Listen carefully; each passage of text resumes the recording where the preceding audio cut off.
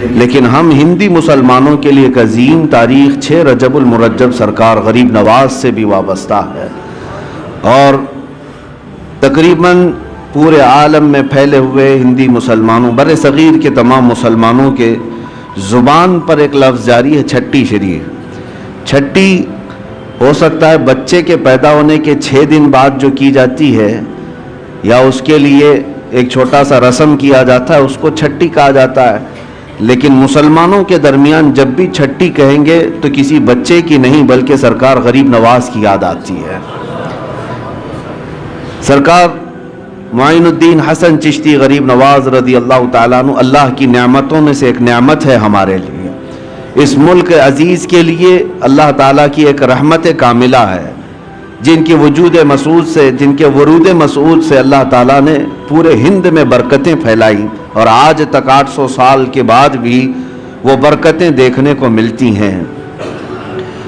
سنجر ایک علاقہ ہے، ایک شہر کا نام، پرانے زمانے میں جو خراسان ہوا کرتا تھا وہاں کا ایک علاقہ سنجر تھا۔ اس شہر کی ایک خاصیت میں آپ کو بتاؤں، اس گاؤں کی، اس شہر میں ایک بھی بندہ ایسا نہیں تھا جو تہجد نہ پڑھتا ہو، ایک بھی ایسا نہیں تھا۔ ہر گھر والا، ہر گھر کا ہر فرد تہجد ضرور پڑھتا تھا۔ ایک دن ایسا آیا کہ صبح ہو گئی اچانک اور کوئی تہجد کے لیے نہیں اٹھا۔ یہ اتفاق کی بات نہیں ہے، اس میں بوڑھے بھی ہیں، جوان بھی ہیں، سارے لوگ ہیں، کوئی ایک بھی بندہ ایسا نہیں جس کی تہجد چھوٹتی ہو۔ تہجد کے لیے ان سب کا اہتمام ہوا کرتا تھا، پورے شہر کا، پورے گاؤں کا۔ لیکن ایک رات ایسی آئی کہ اجالا ہو گیا اور کوئی تہجد نہیں پڑا۔ جب لوگ اٹھ کر کے گھروں سے واپس آنے لگے، سب کو اپنا افسوس ہونے لگا، اتنا اجالا آ گیا ہے اور ہماری تہجد رہ گئی ہے، قضا ہو گئی۔ اب فجر کے وقت کا وہ منظر جو صبح صادق کا ہوتا ہے، سفیدی کا، یہ نظر آنے لگ گیا، تو سب ادھر ادھر سرگرداں تھے۔ اس میں ایک 90 سال کی عمر کے بزرگ تھے، ان کے پاس سب لوگ جمع ہوئے اور کہا کہ ماجرا کیا ہے، ایسا کیسے ہو سکتا ہے کہ کوئی ایک بھی بندہ نہ جاگا ہو تہجد کے لیے، برسوں سے ہماری تہجد قضا نہیں ہوتی۔ اس بزرگ نے سارے لوگوں کو جمع کیا، سنجر کی بات کر رہا ہوں، سنجر کی بات کر رہا ہوں، کہا کہ میاں یہ جو سفیدی تم دیکھ رہے ہو، یہ صبح سورج کے نکلنے والی سفیدی نہیں ہے، ابھی رات موجود ہے اور تہجد کا وقت بھی باقی ہے۔ یہ اجالا وہ نہیں ہے جو روز سورج کے نکلنے سے پہلے آتا ہے، چلو میرے ساتھ۔ وہ صاحب کشف اور صاحب بصیرت بزرگ تھے، سارے قوم کو لے کر کے چلتے آئے، اور ایک گھر تھا حضرت خواجہ غیاث الدین کا جو سرکار غریب نواز کے والد گرامی ہے۔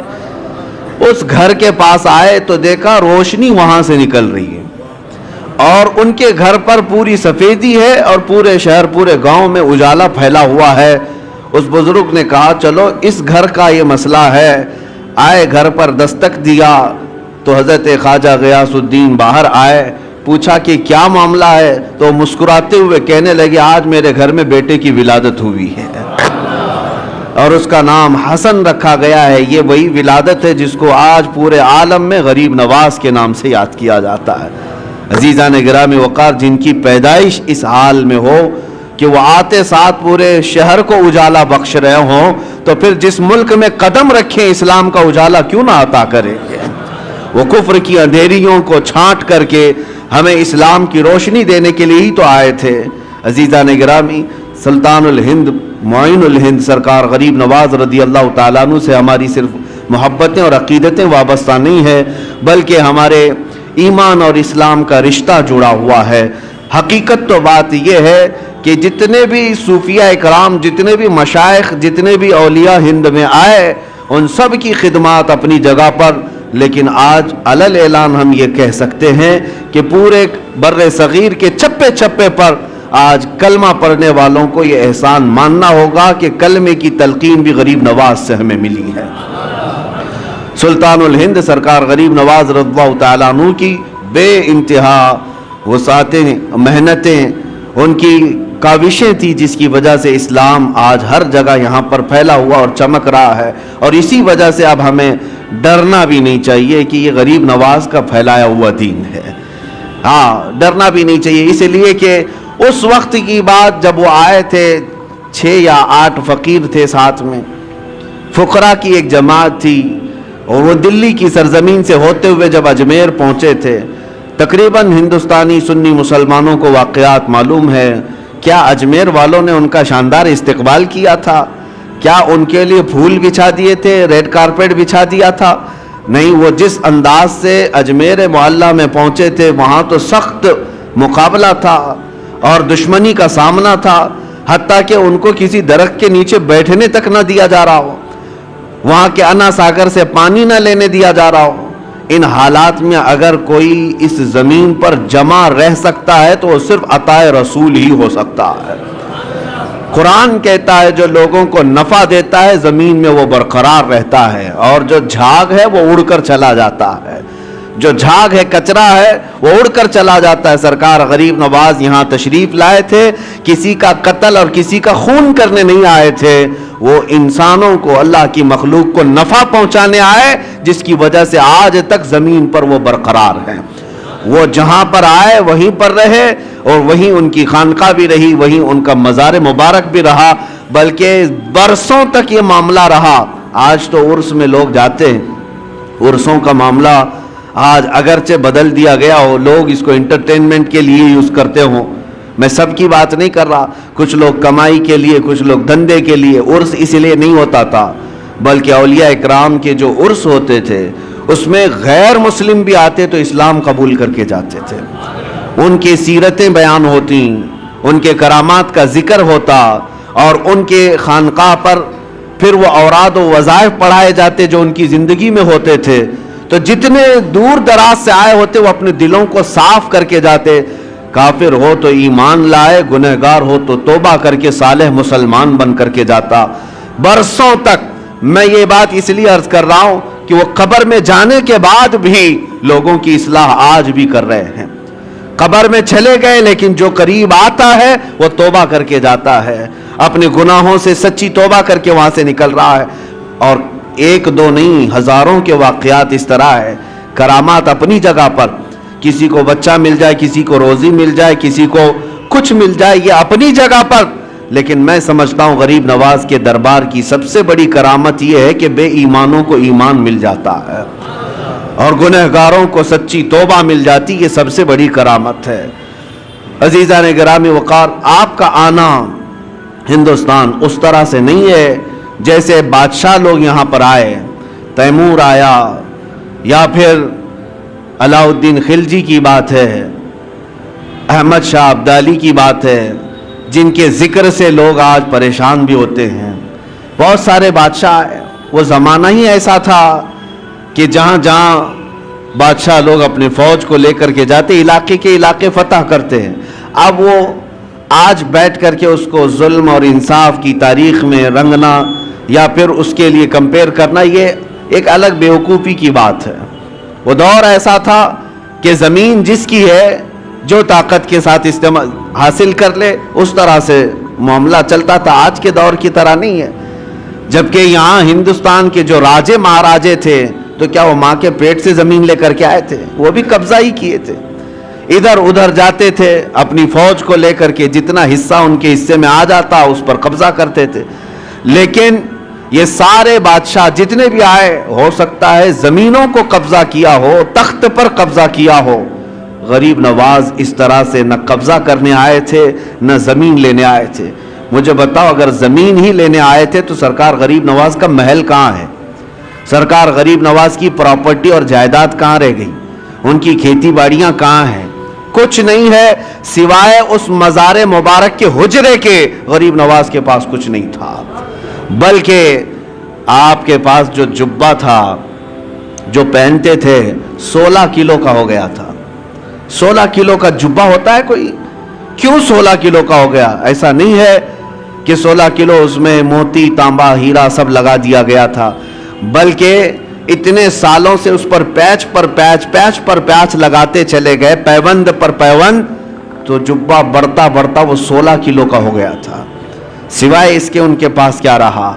عزیزان گرامی، میں یہ آج ان کے لیے کہہ رہا ہوں جن خبیثوں نے میرے سرکار غریب نواز کی شان میں توہین کی اور کہا تھا کہ جس طرح اکروچ کرنے والے، ظلم کرنے والے، ہڑپنے والے یہاں آئے، اسی طرح معین الدین چشتی بھی آئے۔ ان ظالموں کو تاریخ پتہ نہیں ہے، تاریخ پتہ نہیں ہے۔ سرکار غریب نواز زمینوں کو فتح کرنے کے لیے نہیں بلکہ دلوں کو فتح کرنے کے لیے آئے تھے، اور انہوں نے وہ کر دکھایا ہے، اور وہ بھی تلوار کے زور پر نہیں، اپنے اخلاق کے زور پر کر دکھایا ہے۔ سلطان الہند غریب نواز رضی اللہ تعالیٰ عنہ اخلاق کیوں نہ ہو، کیوں نہ متاثر کریں؟ میں آپ کو بتاؤں، آپ کا ہر جمعرات کو روزہ ہوا کرتا تھا، ہر جمعرات آپ کا روزہ ہوا کرتا تھا، اور مریدین خانقاہ میں جو ہوتے، خلفاء، شاگرد، سب آپ کے ساتھ ہوتے۔ ایک بار ایسا ہوا کہ جمعرات کا دن ہی ہے، دوپہر کا وقت ہے، ایک فقیر آیا لاہور سے چل کر کے، بڑا دور کا سفر کر کے آیا، اور وہ درویش آیا، غریب نواز سے ملاقات کیا اور مٹھائی لے کر کے آیا تھا، سوغات تحفے کے طور پر، اور پیش کیا کہ حضور یہ میری طرف سے قبول فرما دیں، بڑی دور سے لایا ہوں۔ تو آپ نے ہدیہ قبول فرما لیا، چونکہ سنت ہے۔ ہدیہ قبول کرنے کے بعد آپ نے رکھ لیا، لیکن وہ درویش اس بات پر بضد تھا کہ آپ میرے سامنے تھوڑا سا کھا لیجئے، تاکہ مجھے اطمینان ہو جائے کہ میری لائی ہوئی مٹھائی آپ نے چکھ لیا ہے۔ آپ نے فرمایا میں کھا لوں گا۔ اس نے کہا نہیں، مجھے ایک بار آپ کو کھاتے ہوئے دیکھنا ہے، یہ میرے ہاتھوں سے لی ہوئی مٹھائی ہے۔ آپ نے ڈبہ کھولا اور مٹھائی لی اور کھا لیا۔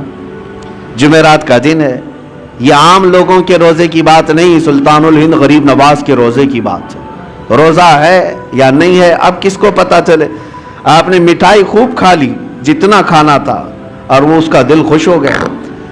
اس کے جانے کے بعد مریدین خلفاء پوچھنے لگے حضور کیا ماجرا ہے؟ برسوں سے تو یہ معمول ہے کہ جمعرات کا آپ کا روزہ ہوا کرتا ہے، آج روزہ تھے نہیں یا کیا ہے کہ آپ نے روزہ توڑ دیا اس مٹھائی کے لیے؟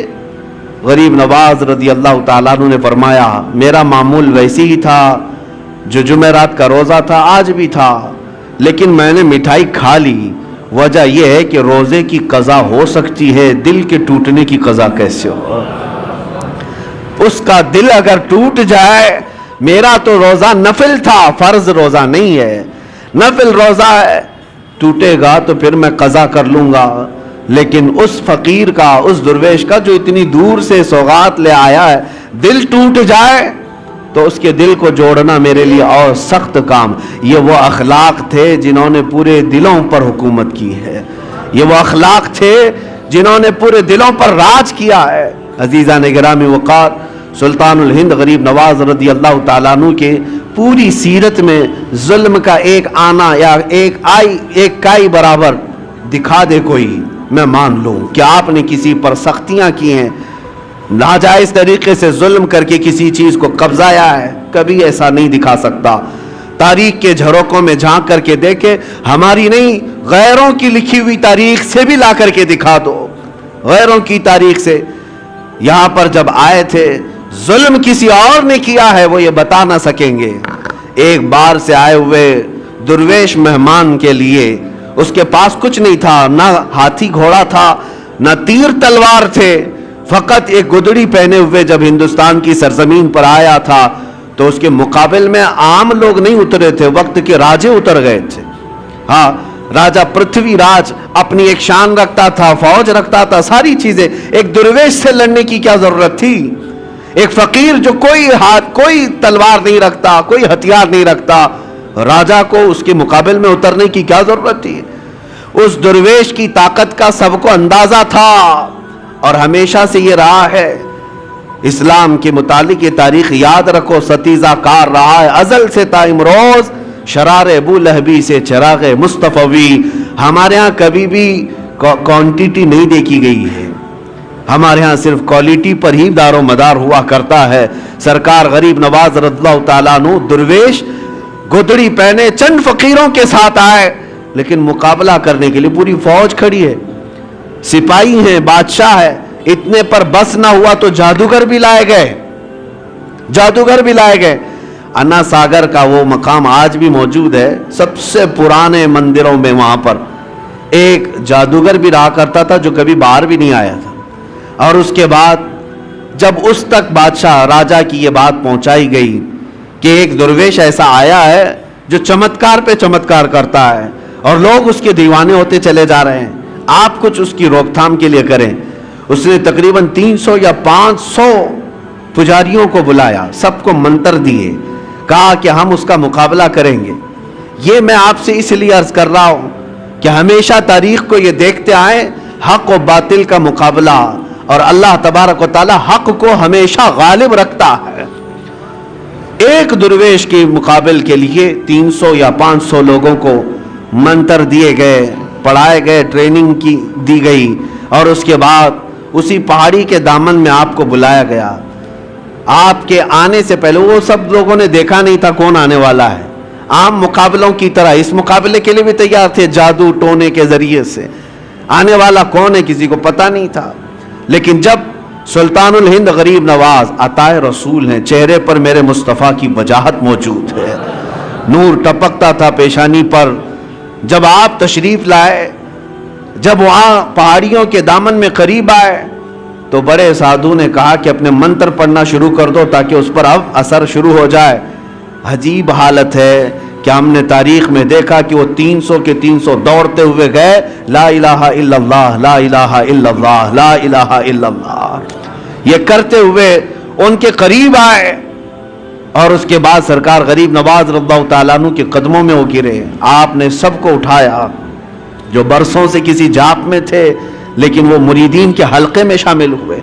اس وقت جو بڑے بڑے لوگ جادو والے تھے انہوں نے یہ اعلان کیا کہ یہ جادوگر نہیں ہے جس سے ہم مقابلہ کر رہے ہیں، جادو کا معاملہ الگ ہوتا ہے، اس کے پاس جو زبان ہے وہ کوئی اور ہے جو دلوں کو بھی خرید لیا کرتی ہے۔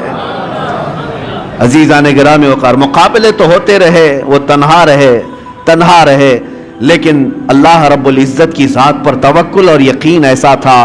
آپ کو میں ایک بات بتاتا ہوں، یہ وہ دور تھا جب آپ ہندوستان آ رہے تھے، شہاب الدین غوری اس نے کئی مرتبہ حملے کیے تھے پرتھوی راج کے ساتھ اور کئی راجاؤں کے ساتھ، لیکن شکست کھا کر کے جاتا تھا۔ آپ سرکار غریب نواز تشریف لا رہے تھے، وہ شکست کھائے ہوئے جا رہا تھا، تو نظر پڑی یہ فقیروں کے قافلے پر کہ یہ کہاں جا رہے ہیں، تو سرکار غریب نواز نے پیغام بھیجا بادشاہ وقت کو، اور اس کے سپاہی ہاتھی گھوڑے ہتھیار سب لے کر جا رہے۔ آپ نے پیغام یہ بھیجا کہ ہم ہندوستان فتح کرنے جا رہے ہیں۔ کون لوگ؟ 8 فقیر لوگ۔ سرکار غریب نواز یہ کہہ رہے ہیں کہ ہم ہندوستان فتح کرنے جا رہے ہیں، اور ادھر کی فوج شکست کھا کر جا رہی ہے پورے ہاتھی گھوڑے ہتھیار کے ساتھ۔ تو وہ ایک کہکہا لگایا کہ یہ گدڑی پہنے ہوئے درویش بات کہہ رہے ہیں ہندوستان فتح کرنے کی، کیا دیکھتے نہیں ہمارے پاس کتنی بڑی فوج ہے، کتنی بڑی طاقت ہے، کیا کیا ہتھیار سے ہم لیس ہیں۔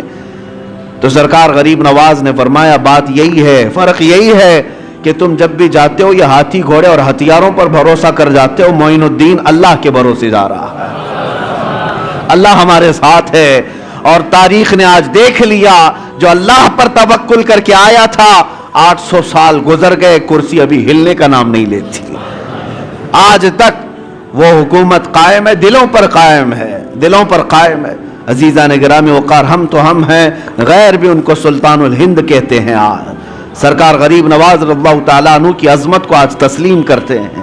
میں جو بات عرض کر رہا تھا وہ یہ، مقابلے کیوں نہ ہوں گے، ہر طرح سے ظلم کے ساتھ آپ کو شکست دینے یا ہٹانے کی کوششیں ہر لمحہ ہوئی، لیکن ایک درس ملتا ہے آپ کی زندگی سے، ایک درس ملتا ہے، چاہے اندھیرا کتنا بھی آ جائے صبح تو ہونا ہے، رات کتنی کالی کیوں نہ ہو جائے سورج کو نکلنا تو ہے ہی ہے۔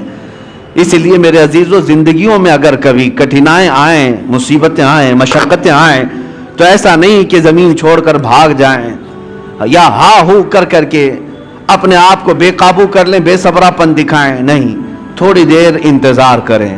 اللہ کریم اپنے بندوں کو آزماتا ہے، اور جو استقامت کے ساتھ جمے رہتے ہیں پھر اپنی مدد بھی نازل فرماتا ہے، مدد بھی نازل فرماتا ہے۔ آپ کیا سمجھتے ہیں کہ سرکار غریب نواز جیسی آئے سب کرامتوں سے سب کچھ حل کرتے چلے گئے، سب کچھ حل کرتے چلے گئے، ادھر کرامت دکھائی ادھر کھانا آ گیا، ادھر کرامت دکھائی ادھر کپڑے آ گئے؟ نہیں، اولیاء کاملین اپنے نفس کے لیے، اپنی ذات کے لیے کرامتوں کا صدور نہیں کرتے، ہاں وہ بے اختیار ان سے کچھ کام صادر ہوتے ہیں، بے اختیار ہوتے ہیں۔ وہ ایسا نہیں ہے کہ کوئی موکل ہے اس کو کہہ دیں حاضر ہو جا، ابھی مجھے سونا لا کر کے دے دے، ابھی مجھے چاندی لا کر دے دے، مٹھائی کی خواہش ہوئی فلاں مٹھائی کی دکان سے مٹھائی لا کے دے دے۔ یہ کرامتوں کا مطلب یہ نہیں ہوتا، وہ اپنی ذات کے لیے پیٹ بھرنے کے لیے کرامتوں کا استعمال نہیں کرتے۔ ان کے پاس کرامتوں کا اختیار تھا، باوجود اس کے فاقے پر زندگی گزارتے تھے، مشقتوں سے گزرے ہیں۔ آپ کو پتا ہے آپ کے ایک صاحبزادے خواجہ حسام الدین رحمت اللہ تعالی علیہ بچپن میں مدرسے سے پڑھ کر کے آ رہے تھے، اور بھی طلبہ تھے، کسی استاد کے پاس پڑھ کر کے آ رہے تھے، بیچ راستے میں ان کو چکر آ گیا اور گر گئے۔ دوستوں نے اٹھایا، کہا حسام الدین کیا بات ہے؟ کہا 2 دن سے ہم کھانا نہیں کھائے، سرکار غریب نواز کے بیٹے ہیں، کھانا نہیں کھائے، بھوک کی شدت ہے کہ آج کمزوری آ گئی، گر گئے۔ تو وہ دوستوں نے پوچھا کیا آپ نہیں کھائے؟ تو آپ کے والد کہا وہ پچھلے 8 دن سے تو فاقے میں ہیں، وہ روزہ رکھتے ہیں، دن میں شام میں پانی پی لیتے ہیں، ان کا تو فاقہ اور ہے۔ بیٹے نے صرف اتنا کہا دوستوں سے، سب گئے اپنے اپنے گھروں میں جا کر کہنے لگے کہ آج تو بڑا غضب ہوا، ہم نے سلطان الہند معین الدین حسن چشتی رضی اللہ تعالیٰ عنہ کے بیٹے کو فاقے میں گرتے ہوئے دیکھا، اور انہوں نے بتایا کہ ان کے گھر میں فاقہ چل رہا ہے۔ جب بچوں نے یہ بات پہنچائی اپنے والدین سے، تو شام سے پہلے جتنے متعلقین تھے سب بڑے بڑے طبق کھانے کے بھر بھر کر کے خانقاہ پر لے آئے۔ حضرت سرکار غریب نواز بیٹھے ہوئے تھے، دیکھا اچانک آج کھانے کا اس طرح وافر انتظام، کثیر تعداد میں کھانا آ گیا ہے۔ پوچھا کہ یہ بات کیا ہے، آج اتنا کھانا کیسے آ گیا؟ لوگوں نے کہا کہ حضور آپ نے کبھی اشارہ تک نہیں کیا کہ آپ کے گھر پہ فاقہ ہے، ہم غریبوں کو آپ حکم فرما دیں ہم اپنی جان حاضر کر دیں، کیسے تم لوگوں کو کس نے بتایا؟ سرکار غریب نواز نے پوچھا تو لوگوں نے کہا آج حضرت آپ کے صاحبزادے حسام الدین چکرا کر گر گئے تھے، پوچھا ہمارے بچوں نے تو انہوں نے بتایا کہ آپ پچھلے 1 ہفتے سے فاقے میں ہیں اور وہ کمزوری کی وجہ سے گر گئے تھے۔ حضرت خواجہ غریب نواز رضی اللہ تعالیٰ عنہ کھانا تو کھا لیے، ان کے ساتھ بیٹھ کر کے کھائے، اور اس کے بعد اپنے گھر پر آئے، بلائے حسام الدین کہاں ہیں؟ بیٹا سامنے آیا، کہا اب میری نظروں سے تم ہمیشہ کے لیے دور ہو جاؤ، اس لیے کہ یہ فاقہ میں دنیا کے لیے نہیں میرے رب کی رضا کے لیے کرتا تھا، اور جو میرے اور میرے رب کے راز کو باہر لوگوں میں افشا کرے میں اس کو اپنی چھت کے نیچے نہیں دیکھنا چاہتا۔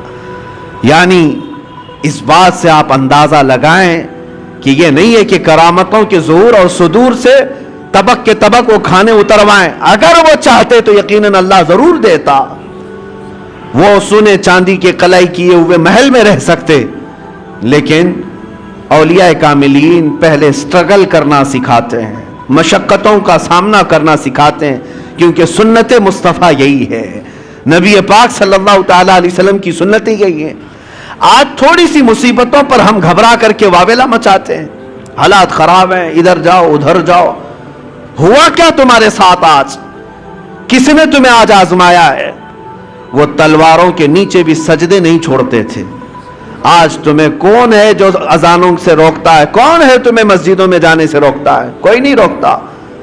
تم تو آج محو خواب ہو اور خراٹے لیتے ہوئے اپنی نمازیں قضا کر جاتے ہو، کوئی تمہیں روکنے والا نہیں۔ عیش و عشرت آج اللہ نے اتنا دیا ہے جتنا ماضی میں کبھی لوگوں کو ملی نہیں ہوگی۔ آج تک بتاؤ کیا تم یا تمہاری اولاد کبھی ننگے رہے؟ کیا کوئی رات ایسی ہو کہ مجبوری کی وجہ سے یا بے سر و سامانی کی وجہ سے تم بھوکے سو گئے ہو؟ نہیں، اپنی پسند سے ہو سکتا ہے کوئی بھوکا سو جائے، لیکن غربت کی وجہ سے بھوکا سوئے کوئی آج بہت مشکل نظر آتا ہے۔ سب کو اللہ آج کھلا رہا ہے، سب کو پلا رہا ہے، سب کو پہنایا ہے، ساری نعمتیں ہمارے پاس ہے، لیکن اسلام کو جو ہم نے اجنبی بنا رکھا ہے اپنے گھروں میں، یہ بہت حیرت کی بات ہے، یہ بہت حیرت کی بات ہے۔ جس اسلام کا نام ہمیں عزت دیتا ہے، جس مصطفیٰ کی نسبت ہمیں عزت دیتی ہے، اسی اسلام کو ہم نے آج اجنبی بنا کر رکھا ہے۔ اجنبی کا مطلب کیا ہے؟ ہم اسلام زندہ باد کے نعرے سڑکوں پر لگا سکتے ہیں، اپنے گھر میں لگاؤ، اپنے گھر میں اسلام کو زندہ کر کے دکھاؤ۔ تم اپنی بیٹیوں پر اسلام کو پسند کرتے ہو؟ کیا کیا تم اپنی بیویوں پر اپنی بہنوں پر اسلام کو پسند کرتے ہو؟ اگر اسلام کو پسند کرتے تو ان کا حجاب کیوں آج نکل گیا؟ ان کا پردہ کیوں نکل گیا؟ گویا کہ ہم اسلام کو صرف مسجدوں میں پسند کرتے ہیں، باہر شادی محل میں جا کر کے دیکھیں، ہال میں، وہاں کوئی اسلام نہیں ہے۔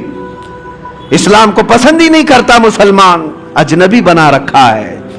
اپنے برتنوں پر، اپنے دسترخوانوں پر کیا اسلام کو پسند کرتے؟ اگر تمہیں اپنے کھانے میں بھی اسلام پسند تھا تو یہ کیا ہے کھڑے کھڑے قطاروں میں جو کھاتے ہیں؟ کیا یہی اسلام ہے؟ اگر تمہیں اپنے لباس میں اسلام پسند تھا تو ذرا اپنے اوپر جھانک کر کے دیکھ لیتے۔ اپنے چہرے پر اگر اسلام پسند تھا آئینے میں جا کر دیکھ لیتے۔ ہم نے خود اجنبی بنا دیا ہے اسلام کو اپنے گھروں میں، اور ہم بات کرتے ہیں اسلام کے لٹنے کی کہ اسلام کو فلاں لوٹ رہا ہے، اسلام کے اوپر فلاں جو ہے ظلم کر رہے ہیں۔ خود اپنوں کا جو ظلم ہے اس کا کیا ہے؟ میں بات الگ نہ چلی جائے، آپ کو اس لیے عرض کر رہا ہوں کہ وہ وقت کے سلطان معین الدین حسن چشتی غریب نواز، جن کی حکومت آج بھی ہمارے دلوں پر قائم ہے، لیکن پابندیاں ایسی تھی ان کی زندگی پاک میں، قسم خدا کی سارے لوگ مل کر کے میں چیلنج کرتا ہوں، ایک روایت ڈھونڈ کر کے لاؤ کہ غریب نواز کی ایک نماز کیا ایک رکعت کبھی قضا ہوئی ہو، کبھی کوئی نماز قضا کی ہو، نہیں لا سکو گے۔ ان کی زندگی بھر کی عبادتیں، اور پھر حد تو یہ ہے، میں نے ایک بات پڑھی تھی مجھے بہت حیرت ہوئی، رجب المرجب کے یہی 6 تاریخ کو آپ کا عرس مبارک ہے، پہلی رجب کو آپ اپنے خانقاہ میں اندر چلے گئے تھے، حجرہ بند کر لیا تھا، کھڑکیاں بھی بند، کسی کو اندر آنے کی اجازت نہیں تھی، آپ اکیلے تھے، اور اللہ اللہ اللہ کی آوازیں آتی رہی۔ 6 رجب تک لوگ دن رات آوازیں سنتے تھے باہر سے، اور 6 رجب کے عین دوپہر کے وقت آواز بند ہو گئی، آواز رک گئی۔ اب میں آپ سے پوچھتا ہوں کہ ایک کمرہ پورا چاروں طرف سے بند ہو، کھڑکیاں بھی بند ہیں، دروازے بھی بند ہیں، اندر کیا حال ہوگا؟ گرمی کا حال یا پسینے کا حال کیا ہو سکتا ہے؟ کوئی ہوا کا انتظام نہ ہو، آپ اندازہ کر سکتے ہیں۔ لیکن جب آواز بند ہوئی تو خلفاء و مریدین نے کافی انتظار کے بعد دروازہ توڑ دیا۔ انہیں ایسا لگا کہ شاید آپ کے ساتھ کچھ ہو نہ گیا ہو، دروازہ توڑ دیا تو دیکھا آپ چارپائی پر لیٹے ہوئے ہیں، اور آپ کی روح کب سے انصری سے پرواز کر چکی ہے، آپ کا وصال ہو چکا۔ لیکن اندر آتے ہی جیسے ہی مریدین کی نظر پڑی، پیشانی پر لکھا ہوا تھا ھذا حبیب اللہ مات فی حب اللہ، یہ اللہ کا حبیب ہے، اللہ کی محبت میں چلا گیا ہے۔ جو بات میں عرض کرنے جا رہا تھا وہ یہ، دیواروں پر دیکھا گیا آپ کی سانسیں جو نکلتی تھیں، آپ کی سانسیں نکل کر کے جو بھاپ بنتی تھی، دیواروں پر وہ پسینہ جمع تھا شبنم کی طرح سے، لیکن اس پسینے کے قطروں کو دیکھا گیا غور سے تو ہر قطرے سے لا الہ الا اللہ لکھا ہوا نظر آتا تھا۔ سانسیں جو نکلتی ہیں جہاں جا کر جم جائیں اس میں بھی ذکر الہی موجود ہے۔ عزیزان گرامی وقار، جن کی عبادتوں کا اور ریاضتوں کا یہ حال ہو تو کیا رب تبارک و تعالیٰ انہیں یہ مقامات علیہ نہیں عطا فرمائے گا؟ یقیناً کرامات اپنی جگہ پر، لیکن جو انہوں نے سٹرگل کیا اپنی زندگی میں، مشقتیں اٹھائی ہیں، جو عبادات اور ریاضات کے ذریعے سے انہوں نے اپنے نفس کو مارا ہے، وہ بھی تو ہمارے لیے درس ہے آج، وہ بھی تو ہمارے لیے درس ہے۔ 1 روپیہ یا 1 سکہ کسی کا حرام کا آپ کی خانقاہ تک آپ نے کبھی آنے نہیں دیا، کبھی آنے نہیں دیا، یہاں تک کہ نظر و نیاز جو آتے اس کو خیرات کر دیتے تھے۔ جب اپنے آپ کو اس طرح بچا لیا جائے تو مقامات بلند عطا ہوتے ہیں۔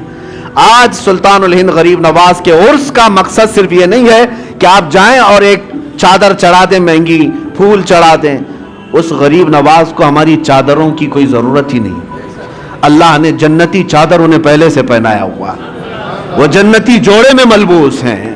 ہاں یہ اور بات ہے کہ ہم عظمت شان کے لیے چادر پیش کرتے ہیں، ان کی شان و شوکت ان کی رفعت کے لیے پیش کرتے ہیں، یہ اور بات ہے، میں اس کا منکر نہیں ہوں، لیکن اگر تم یہ سمجھتے ہو کہ چادر پیش کرنے کے بعد ہی میری ذمہ داری ختم ہو گئی، یہ تمہاری خام خیالی ہے۔ اصل مسئلہ ان کے دربار میں چادر پیش کرنے کا نہیں، اصل مسئلہ یہ ہے جاؤ تو اپنا دل ان کے قدموں میں رکھ کر کے آ جاؤ اور عرض کرو کہ اب میں زندگی اپنی مرضی سے نہیں، آپ کے اشاروں سے جینا چاہتا ہوں۔ آپ کو پتہ ہے آپ جب سفر سے آ رہے تھے مدینہ طیبہ سے اجمیر، بیچ میں ایک علاقہ آتا ہے سبزوار، یہ آج کے ایران میں ہے، اور وہاں پر آپ کا قیام ہوا ایک باغیچے کے پاس، اور وہ بہت خوبصورت باغیچہ تھا، اس کے اندر ایک حوض تھا۔ یہ باغیچہ اور حوض وہاں کے حاکم کا تھا، اس وقت کا جو حاکم تھا، بڑا ظالم آدمی، لوگوں کا مال اتنا لوٹتا تھا کہ لوگ پریشان تھے، ہفتہ وصولی والا سسٹم، اور پھر اس کا ایسا ظلم تھا کہ کوئی باغیچے میں اجنبی نہ آئے۔ اتفاق ایسا کہ سرکار غریب نواز وہیں پر قیام کیے، اور آپ کی نماز کا وقت آیا تو اس حوض سے آپ وضو کرنے چلے گئے، تو وہاں پر جو پہرے دار تھے انہوں نے کہا، منع کیا کہ یہ حاکم سبزوار کا ہے، آپ مت آئیے، اگر اس کی نظر پڑ گئی تو بہت سختیاں کرے گا۔ حضرت سرکار غریب نواز نے فرمایا، میں عبادت اللہ کی کر رہا ہوں اور اللہ میرے ساتھ ہے۔